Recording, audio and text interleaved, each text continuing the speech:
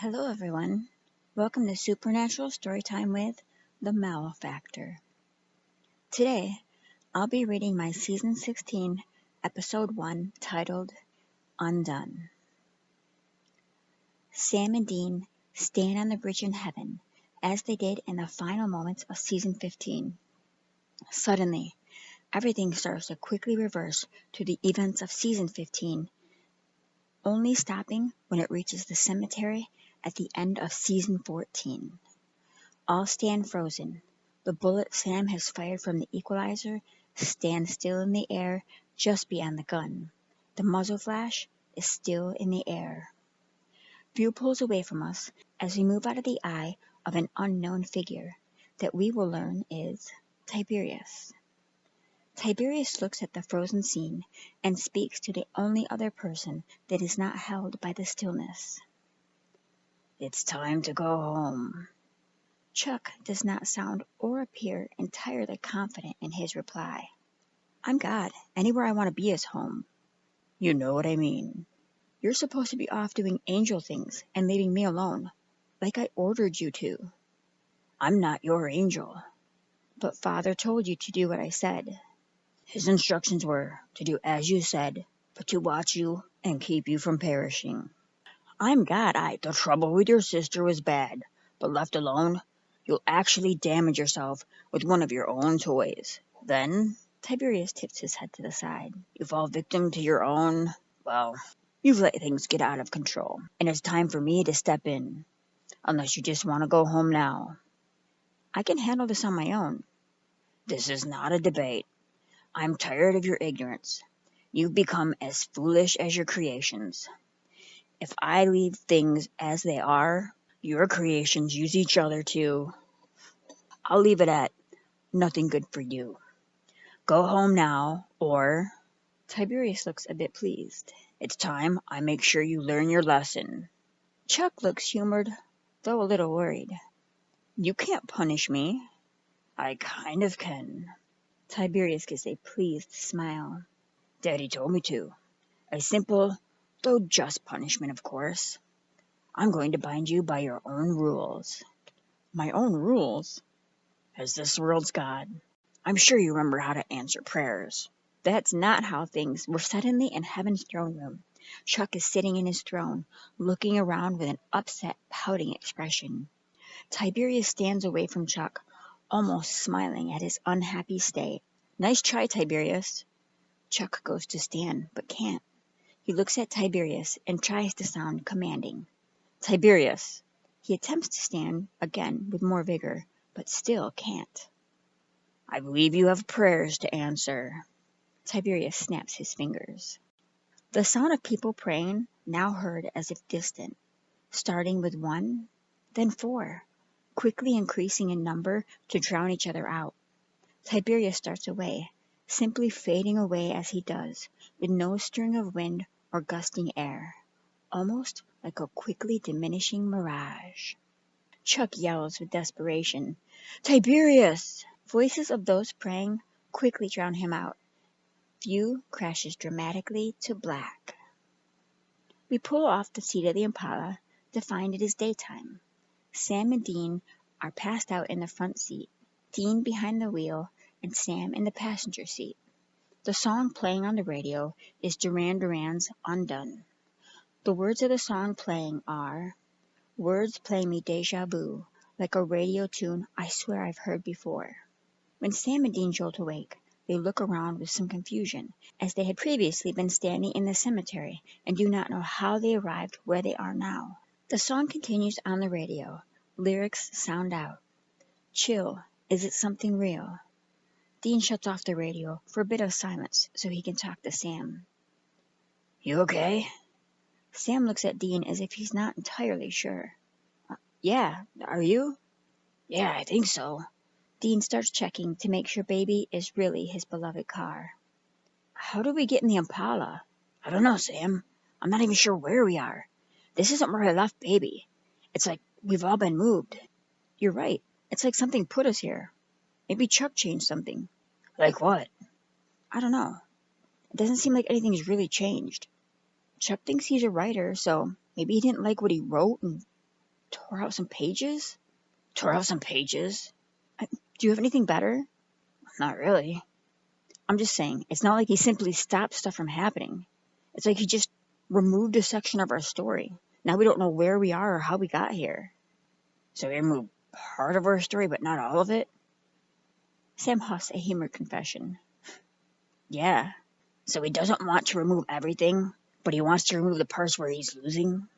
It seems weird that he put us in the Impala. It's one of our fallback points. It's somewhere we run to for safety and weapons. I mean, we don't even know where we are, so it's not like we're just back at a point before he removed part of the story. Are you trying to destroy the explanation you came up with? No, I mean, yeah, kind of. I'm just trying to figure out what's actually going on. Dean starts the Impala. Get on your phone and see what, if anything's been happening. And try calling Cass. He starts to drive. I'll figure out where the heck we are. The Impala drives away from us, blacking out view as it does.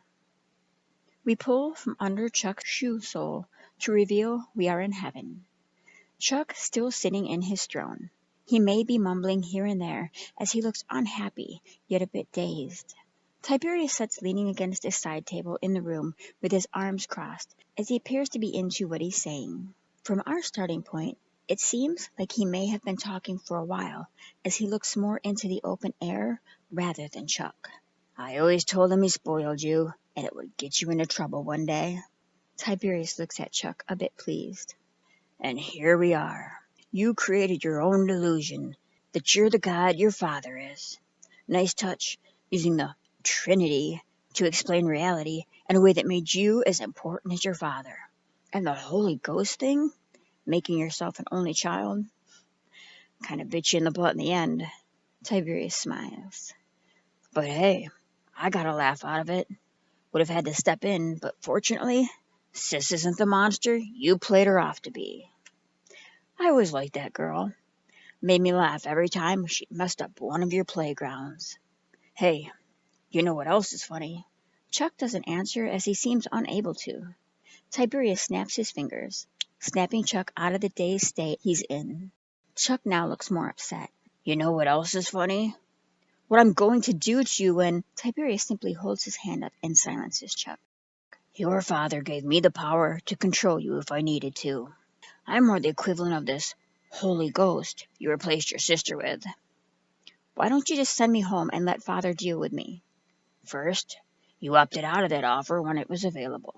Second, because Father knew what a mess you'd make, and he doesn't want to deal with you.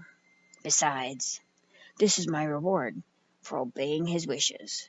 Staying in your world, being an earth angel, you know? Tiberius makes a thinking expression. I would have thought you'd have been more creative and actually given the three most powerful angels that could only exist on one of your worlds an actual role in your story. I guess defiance clouded your creativity. Where are the other two anyhow? That's part of the funny thing. The funny thing? The three of us stayed and played by your rules, not all of us by choice. But as the one with the most power, I made sure they stayed and followed the rules.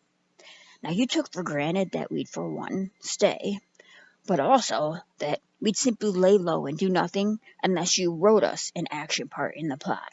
Maybe you even forgot about us, or what world you put us on, as you have no ability to see us or our activities. Tiberius smiles. We'd been laying low, following the rules that even you broke, but after so long... Tiberius gives a facial shrug. We simply wrote our own story.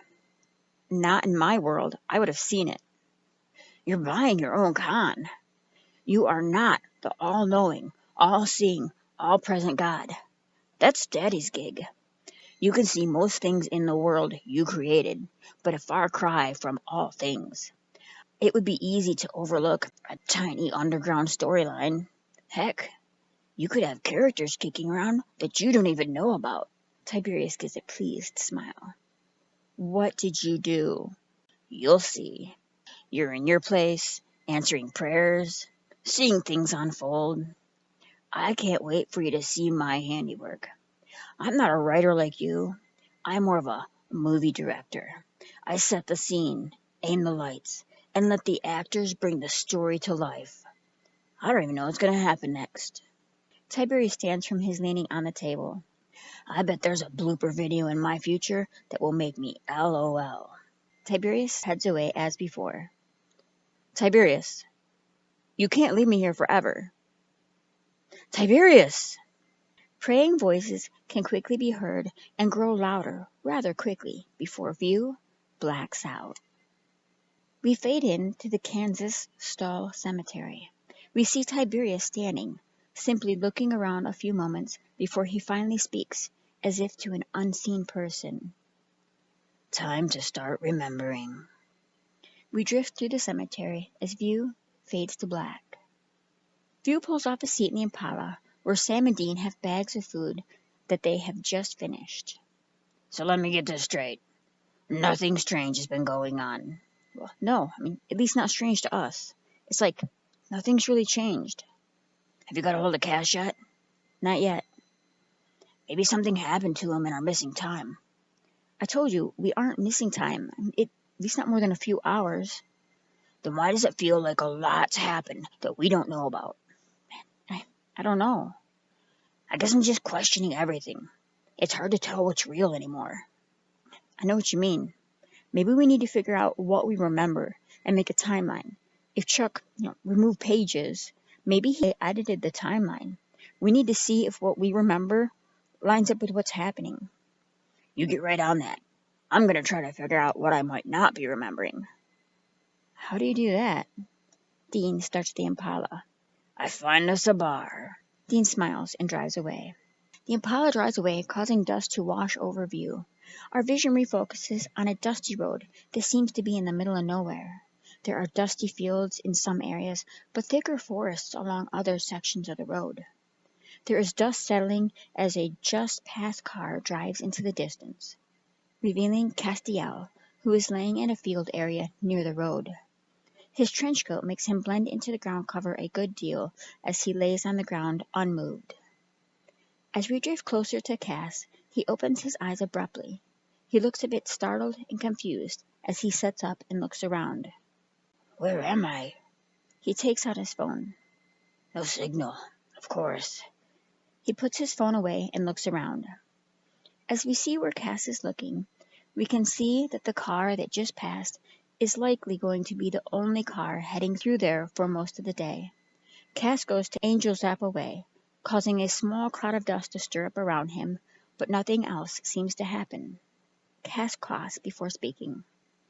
Something's hindering my abilities. He starts to walk. Cass heads away along the road. We see time cuts to show Cass progressing down the road a great distance in a short amount of viewing time. The sun effect causes our view to flare into white. Our view focuses with the whiter burning section of a flame from a candle or a mounted torch as we find ourselves in a familiar area of the pit. We drift back, then quickly progress and speed through familiar structures. We move out beyond structures to the area like where Lucifer's cage was when he escaped, then beyond that, into bits of fire and smoke, and then an area like Dean was left in at the end of Season 3. We quick move through this area, then pass it, into more darkness before we slow down and almost drift into an area where there is strange red-hued fog.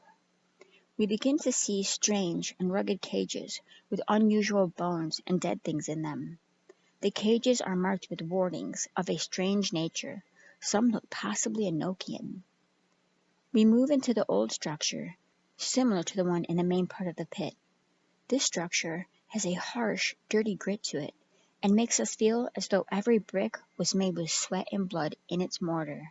The structure is the Fria Melum castle that stands beyond time and the outer realms of the pit that we will learn is known as the Fria Melum. In the castle, we move down a hallway with harsh wood doors that have heavy metal bars on them. They line both sides of the hall as we move down it. The doors have strange wardings on them, similar to the ones on the cages and walls outside. There's an eerie silence in the hall, an unsettling movement of light under a door, or a bit of an eye peeking out through the small crack to view into the hallway. There seems to be many prisoners, but they all stay unnaturally silent. We may hear a faint scratching or a patterned thudding sound, but they stop abruptly as we near. We can see a gray, ragged pattern on the floor under a larger door gap.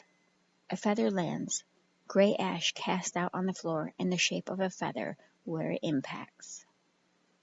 Bardonius passes us abruptly, startling us as he knocks us a bit to the side. We move with him, noticing that he seems older, though it's hard to tell his actual age. He's dressed very nicely, almost overly sophisticated, adding to the uncertainty of his age. We follow him from a safe distance as he heads to a center cage-like room. This center room is reasonably sized, about the size of Lucifer's cage. Its walls are so cluttered with wardings and markings that it's hard to identify them as more than scratches. A pink glow may emanate and highlight several simple wardings that we may recognize in the tangled markings. Bardonius steps to the door and looks in through the small barred window. Avalos, a middle-aged, common-looking angel type, steps up to Bardonius, looking a bit nervous. Brother Bardonius, Verde has been spotted. He knows just enough to help us. Leave him be. He thinks Tiberius killed me, so he will not be on guard. What about it? He looks to the door almost more nervous than he already was. Bardonius smiles. Continue as planned. We will soon need it. He is suddenly gone, leaving no disturbance in the air. Avalos looks into the room a bit worried. We drift through the wall into the room, where we find it is as heavily warded inside as it is on the outside. The walls, floors, and ceiling are crowded with markings. There's a small table against one wall with strange objects and tools on it, and a warding cluttered cloth lay over what appears to be a small box sitting under the table. As we pan the room, a strange holding rack falls into view that has a male figure secured to it that we will learn is identified as Wayward. He looks to possibly be in his 20s to 30s, though he almost looks old and young at the same time. He has dark hair and brown, almost puppy dog eyes. His clothes are bloody and torn, though his skin looks undamaged, and he's secured in a standing pose, though his feet do not touch the ground. His expression is neutral, as he appears to simply be paused and thinking, rather than secured to a torturing rack. As we're close to him, we hear something scream in the distance. He gives a small smile, as his eyes quickly fade to an almost crystal blue color. He then jerks his head quickly to look at us, view crashing to black. Tiberius walks away from view to reveal we are in heaven. Tiberius heads towards Chuck, who looks peeved as he is unable to do anything but answer prayers. For being so fascinated with this world, you didn't seem to pay much attention to it. He stops at his normal place. I mean, this is the one world with at least 3 specific characters on it. 3 characters that you couldn't recreate, no matter how hard you tried. The Archangels were a good effort, but still, showed your weakness more than your strength. I mean, it took you and how many of them to capture your sister? You ever wonder if that's why he made her? Because he knew you'd failed to live up to his expectations? Tiberius gives Chuck a moment to think about his statement. I was just checking in. He starts away. I've got to go set up a new scene. He stops, but doesn't turn back. This has to be the boldest maneuver yet. He starts away.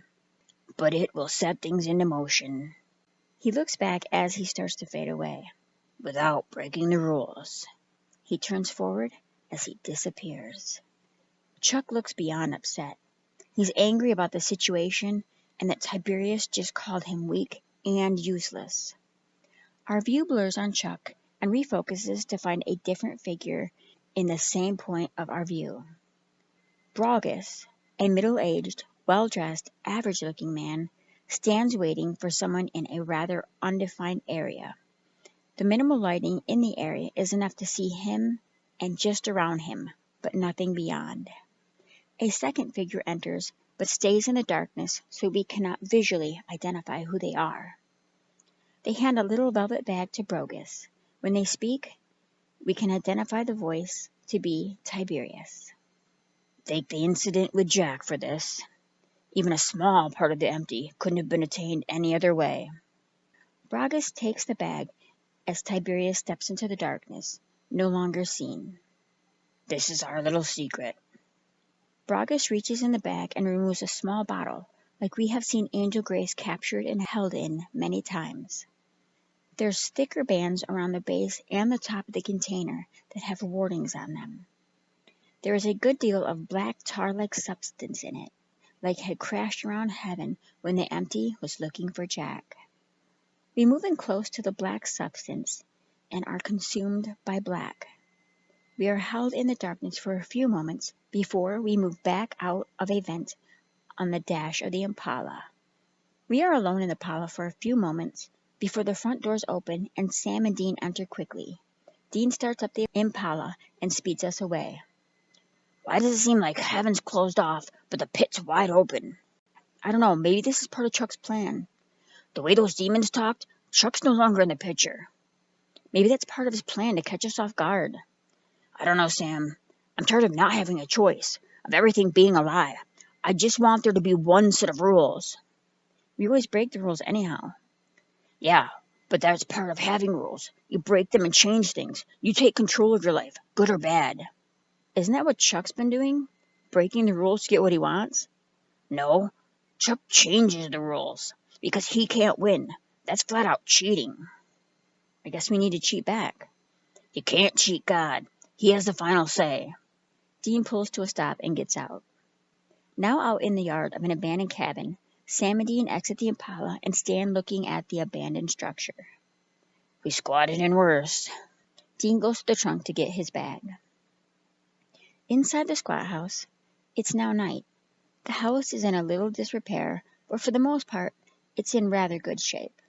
Sam and Dean have it secured with their go-to wardings. They have a weapons station set up where Dean has been filling ammo and cleaning guns. Sam has a research area set up with papers set about, as well as his now closed laptop. Dean has his phone to his ear. He looks a little worried, yet annoyed, as he lowers it. Cass still isn't answering. Did you leave him a message? No, his box is full. I left him a bunch of messages. His phone could be dead. I'm sure he'll call us as soon as he can. He could be dead. We have no idea what's going on. We have crazy demon activity and missing time. For all we know, the empty took him.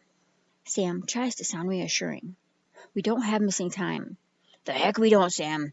We're standing in the cemetery one second, then waking up miles away in the Impala the next. Who knows what happened to Cass and Jack? Dean is struggling with his emotions. Sam tries to sound reassuring. We can head back tomorrow and get Jack. Give him a hunter's funeral.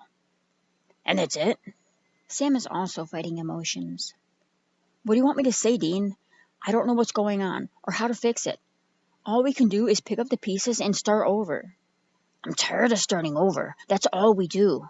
Chuck keeps changing things, and we never really have a choice. I'm sick of doing what he lets us do. I want a choice of how I live or die. Sam is unsure how to give a reassuring reply, and simply offers, I'm heading to bed so we can hit the road early. Dean, still upset. Sounds great, Sammy. He starts putting stuff away.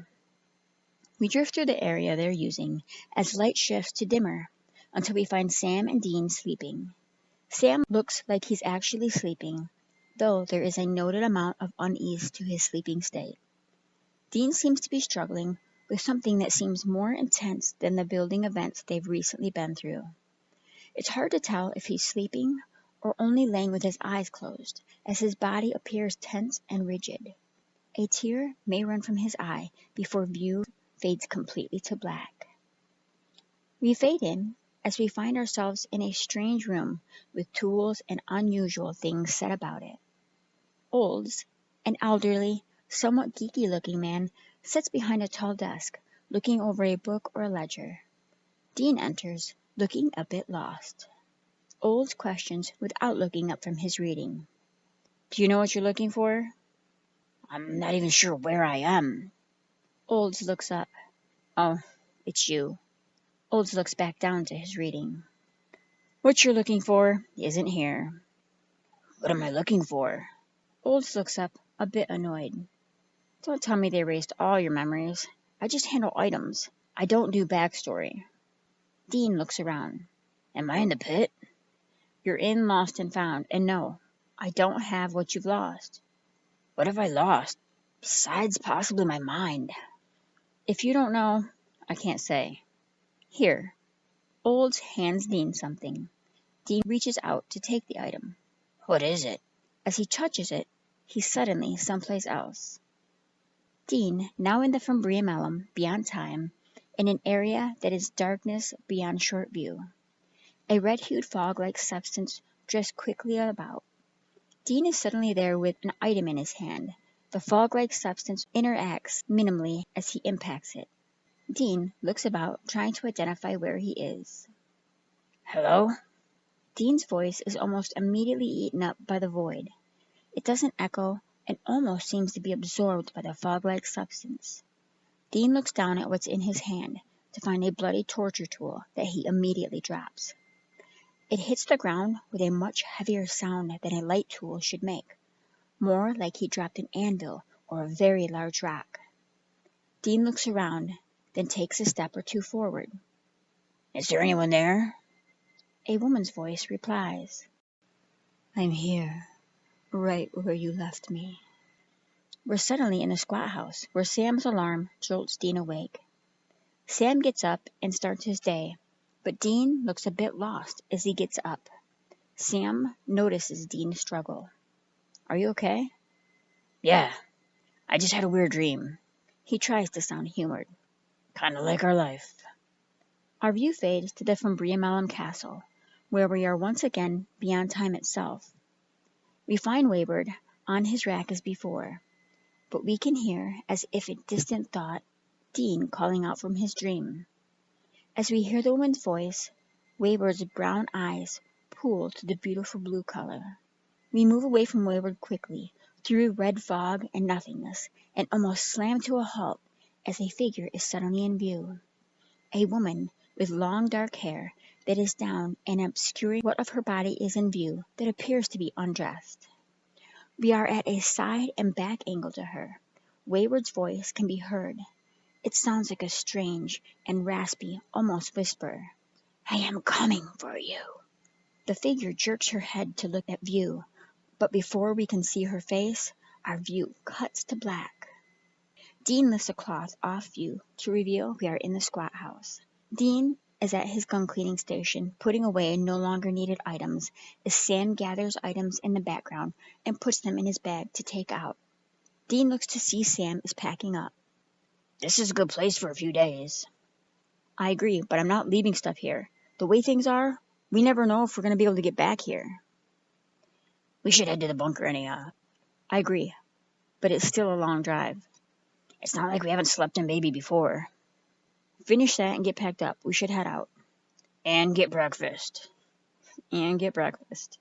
For a giant, you sure forget to eat a lot. We just have a lot to figure out. Yeah, but you need to keep fuel in the tank. You running out of gas could get one or both of us killed. Okay, Grandma. I'll work harder to remember to eat. He heads out with his bag. Dean picks up the slide to his disassembled gun and pauses, looking at it a bit sad. We drift into his thought that is of him and the Fria Melum. Dean stands looking at a bloody torture tool a moment, then looks up at an unrecognized person on a rack. The angle we see the activity from makes it so we can't see the figure on the rack, but we can see Dean's face as he looks at them. He smiles an evil smile that indicates he's thinking about something he wants to do, but it's not what he's actually doing. You know why you're lucky? He damages the person. Because this is a limited time deal. He does more damage to them. I have someone else I need to get back to. He does them more damage. Torturing her? He does damage, looking almost angry to have to be there.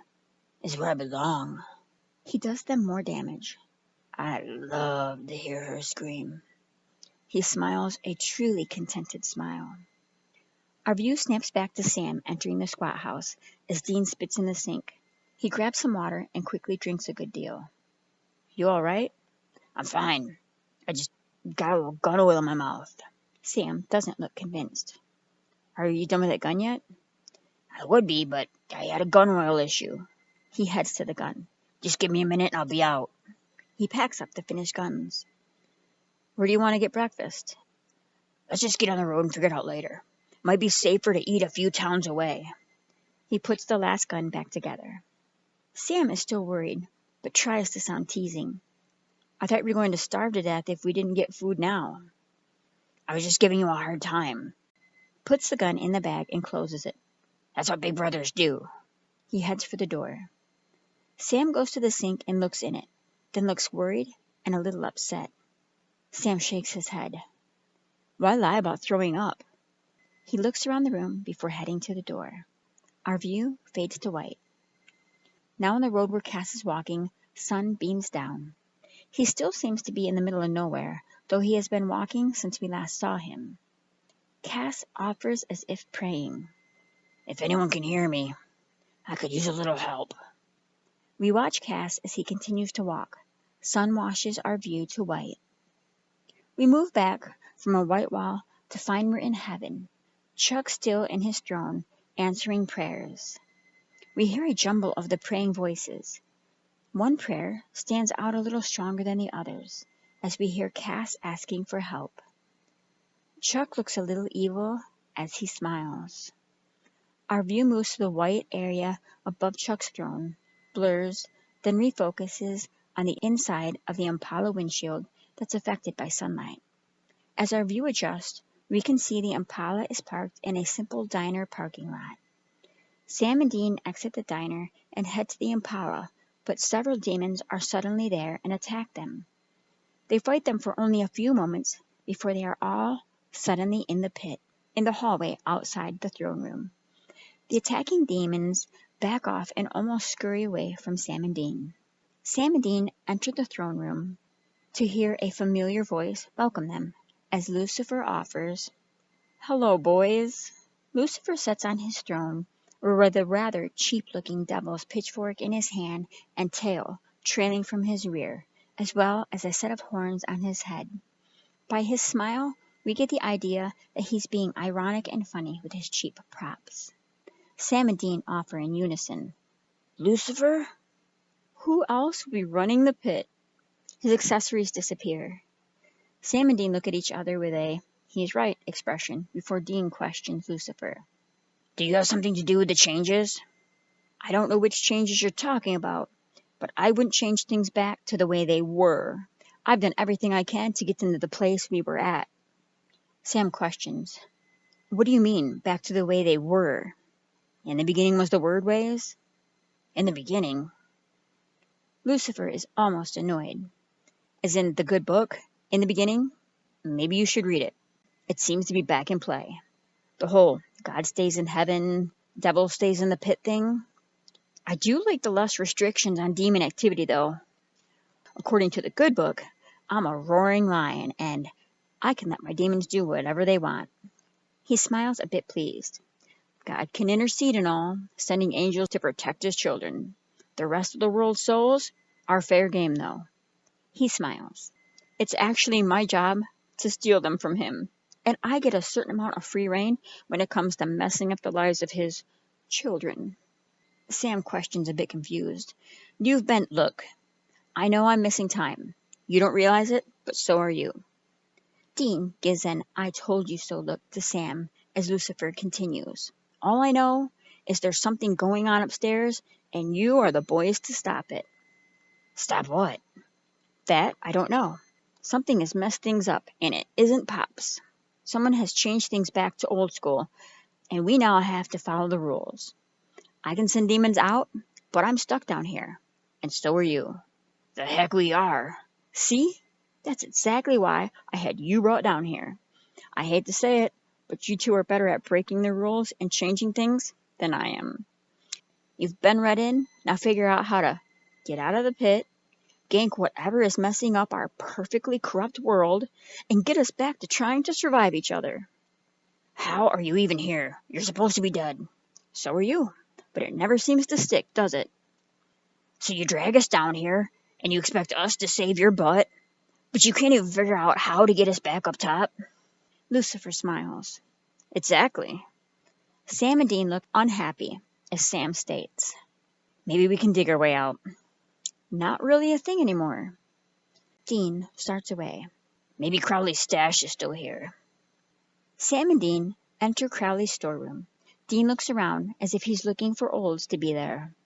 There is a good deal of items from up until Crowley left. There are dusty voids that look as though they were ready for an item that never made it to its place, and there's a good deal of space where things appear to have been stolen or just removed.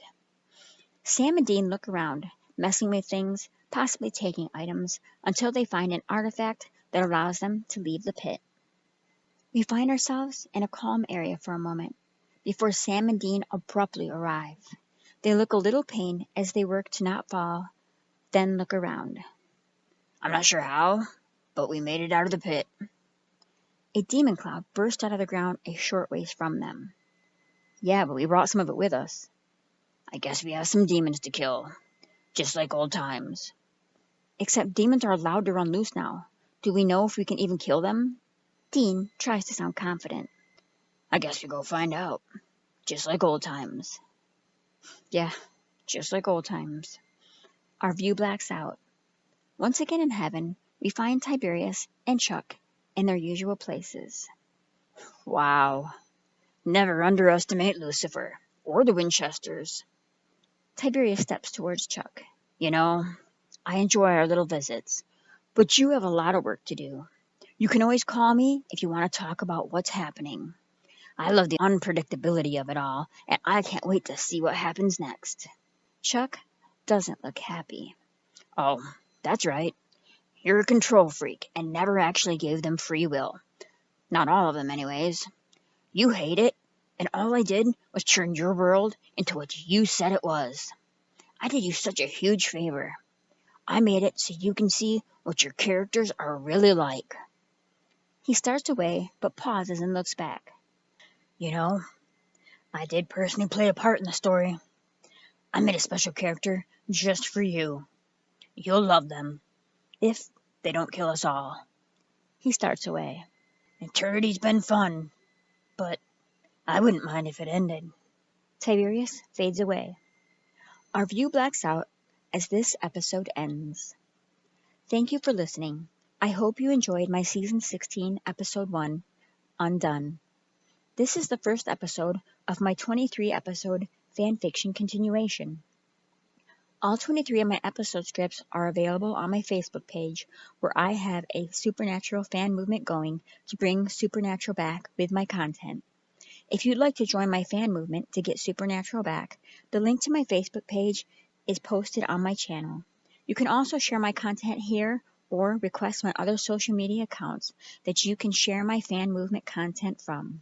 Let's keep fighting the good fight, supernatural family.